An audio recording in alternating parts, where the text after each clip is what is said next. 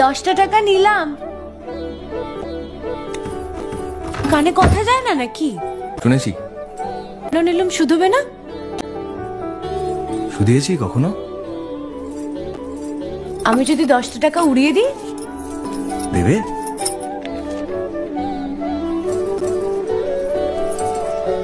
আমি তবে যাই।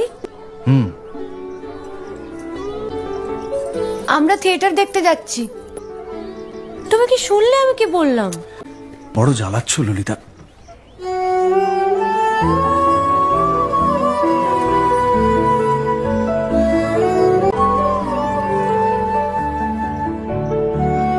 কি হয়েছে?